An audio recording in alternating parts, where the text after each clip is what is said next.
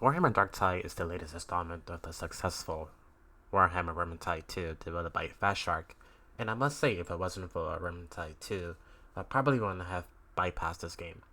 There's little to love about this game and a lot to hate at the current state of Darktide. The first being the performance. I'm running this game on 3080 i7 1200K with ray tracing turned off, and only squeeze out a minimum of 70 to 90 FPS during firefights and hordes, and a smooth 118 FPS when heading to the next phase.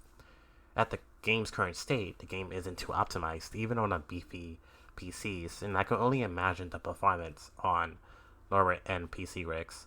Again, turning off ray tracing helped with my performance. Now, if you're all familiar with Vermintide 2, the gameplay isn't quite different here.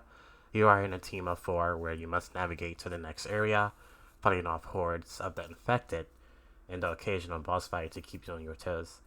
You can choose from classes like the veteran shooter, the zealot, the Oregon, and the psycha, each having their strengths and weaknesses that help balance out the team. So while the veteran shooter is great at picking off the hordes, the psychic can pop the heads off the hard to reach enemies that can't be reached. And I think it adds a great balance. However, there's only one phase that I have for Darktide, and it's the time that is plagued with heartbreaking and game breaking disconnects like FPS drops and crashing. And it being a $40 beta, that was smooth launch into the full game. This can raise concerns of bias that loved Vermintide 2 and isn't sure about this one. Cosmetics are locked through an obnoxious penance system which is near impossible to complete.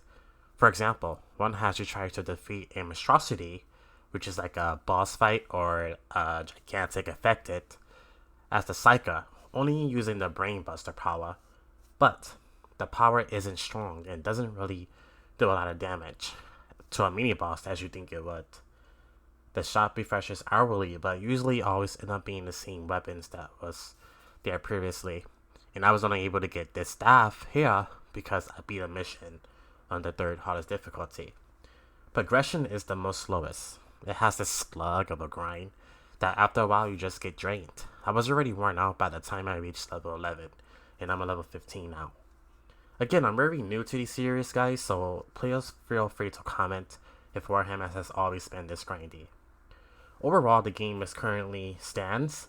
It's a game that needs a lot of TLC, scrap the ridiculous challenges, fix the matchmaking issues, and add a better shopping experience, and definitely fix the optimization, because if this game launches in this state, I don't see it lasting very long.